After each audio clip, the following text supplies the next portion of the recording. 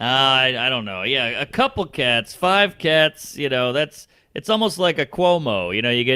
You get one or two ladies going, "Hey, what's up with this guy?" But then you get 9 of them, and you're like, "Something's up here." Right. Same with cats. I suppose so, but I don't know. So I'm just saying that the cat ladies should be, I can't think of these words, free of Stigma. stigma. Why is it so stigmatized? Yes. I think that's it. Why is it okay. so stigmatized to be a lady with a cat?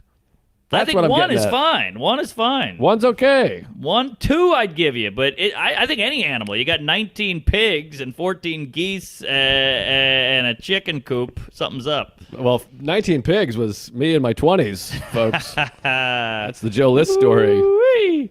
Yeah, oink oink. Who's the genuinely no need to tell a tall tale or a boy. wide tale?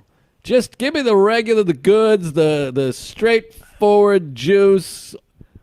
Fattest girl you ever fucked. Because I feel like you fucked some thick ones. I saw one that showed up at the cellar one time. Is that right? Yeah, and I remember thinking it was a big moment for me in our relationship. I don't think we've ever talked about this because Really? there was a time where you were single and mingling. Oh, yeah, big mingle. And you fucked over here and you fucked over there. And I thought, I assume you're a good looking guy. You're fun. You're funny. You're handsome, whatever. I'm gay, obviously. Sure. I was like, oh, man, he must be really taking down some hot numbers. And then we were at the cellar and this lady showed up and said, oh, my God, Mark. And, she was touching your leg. And I thought, what's going on here? Who's this, hockey goalie? Sure. Linebacker. She looked like Goldberg, the goalie. And all of a Quack, sudden, quack. you're like, I slept with this girl. And it really made me think, boy, maybe he's not killing it out there. Well, I don't discriminate when it comes to the ways of the gash. I mean, I can find beauty in all kinds of hogs, whether it's a Shetland pony or a moose, So I dabbled in every country, every genre, every race, and every size. Yeah, okay. It was nice because it did open up. I was like, maybe this guy, he really cares about the little people and the big people. Aha. That's a good point. Nobody cares about the big.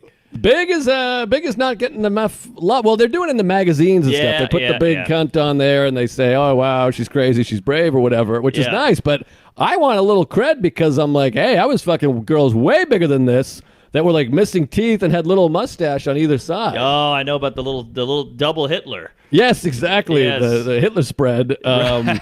You're right. Horrible sandwich spread. But any jizz, because as people know, I think we told the story years ago when Tom Dustin was on. I fucked in Plattsburgh. I fucked a woman who was 300 pounds if she was a foot. Yeah. And She only had 1 foot from diabetes. I mean, she was wild. She was big like Texas, and it was really ugly. And she cracked the bathroom tiles, and she blew me on the toilet. It was really a wild situation. Meanwhile, Tom was having sex with an older lady who was a grandmother. So that was something. A young grandmother. Like she had a kid when she was 15, and she had a kid when she was 11 or whatever. Yikes. And that was all at the same time. And so that was like, I got like a legendary big one. Now, do you have, how big are we talking? Oh, I've had some Rosie O'Donnells to John Panette. Like, I've had some gals I had to put on a string and take a photo. I mean, it was a humdinger. One time, me and a pal of mine, we would go to these bars and just dance on the dance floor until like you end up rubbing up against the lady, and then you go home with her. That was the old way, of course, back before the Tinders and the apps.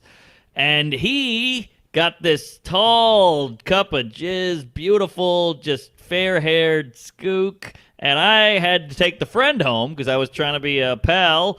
And we banged him in the same room. Oh boy! And I was watching him plow Skinny Minnie while I had old Louis Anderson on the floor, and it was tough. But boy, there is something to a plumpy because they give and they love it and they appreciate it. And there's something fun about that leg that starts wide at the base and then just thins out to the ankle because the ankle's always relatively thin, so you get that big, Parking triangle. Cone. Yeah, exactly. Yes. It's a safety cone.